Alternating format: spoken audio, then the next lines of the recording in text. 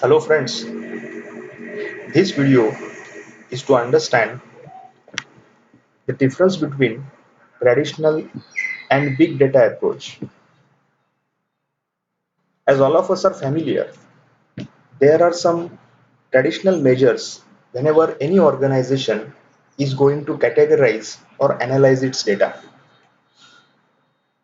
as well as along with the recent developments, there is a big data approach which gives some new measures whenever we are performing categorization and we are doing analysis of that data. There are some social media platforms which are playing very effective role in big data approach. Let us try to understand this concept.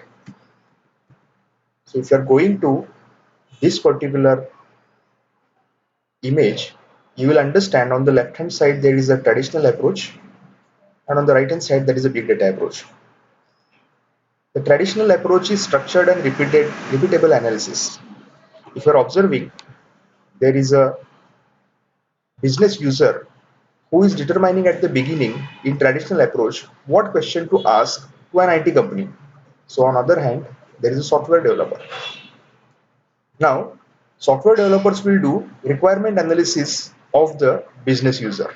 That means if a software company is having some client, their requirement analysis will be done by software requirement specification team. And what that team does, it structures the data to answer the question. Now let us take a very classical example of this kind. Consider there is a monthly sales report, or there is a profitability analysis, or there is a customer surveys. Just imagine there is an ERP system, that is enterprise resource planning, which has been outsourced by a business user to a software company. Now what software company does? Software company will give them some software which will generate the Excel sheets or CSV sheets for monthly sales report. Depending on that, by analyzing those reports in the Excel sheets, at the end of the month, this particular business user, through that software, they can do how much profit we have gained, as well as they will try to categorize the surveys of the customer. They will ask the customer to fill some entries or to enter some details in the software, and depending on that, they will try to get the review. This is a traditional method, and this will keep on rotating for every month. That means every month they will have a sales report. They will compare that with the quarterly report. They will compare that with the yearly report and so on. Depending on that, they will try to analyze what is the performance of our company. This is the traditional approach of performing analysis of a business user. If you're observing on the right hand side, there is a big data approach. What big data approach does? Big data approach is going to perform iterative and exploratory analysis. Now, if you are observing, there is no recursion between business user and a software company. The business user is lying here. Business user is given with some tools. If you are observing here, YouTube is there, Twitter is there, Facebook is there. There are some databases. So business users explore what question to be asked. At the beginning itself, suppose there is some organization who is giving some requirements to a software company. And what software company will do? It delivers a platform to enable creative discovery.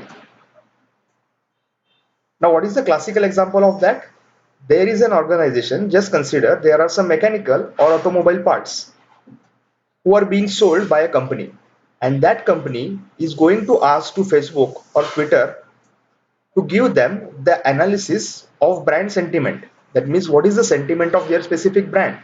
What type of comments people are doing about their brand? What type of, how many likes they are getting, how many people are talking about their brand, where exactly their brand stands as compared to other competitors in the market. So a particular software company will go to Facebook or Twitter or some of the social media platforms. Now is it necessary that they are directly interacting with these platforms? Not necessary.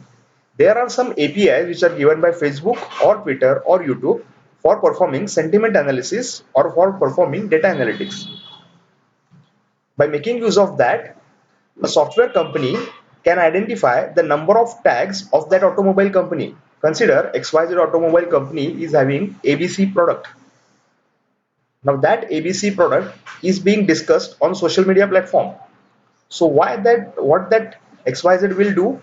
XYZ will ask to a software company to get the sentiments about product ABC, and that particular company will go to Facebook, Twitter, or all the social media platforms and will try to identify how many tags are there, how many comments are there where product ABC has been mentioned, and what are the sentiments of that.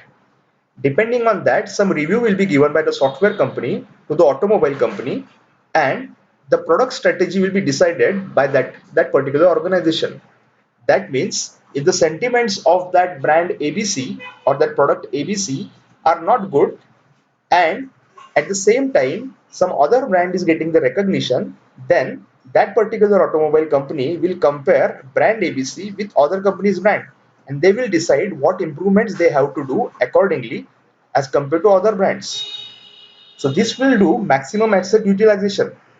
Because of that, everyone is free to express their views about a product ABC. Depending on that, they will get the fair justification about their product. They will get fair sentiments of the end users about their product, which is not possible in traditional approach, because the business user, in our case the automobile company, is completely depending on the software company who is going to provide them data. So if you are observing, the big data analytics approach for the business is much more efficient as well as transparent as compared to traditional approach. Thank you.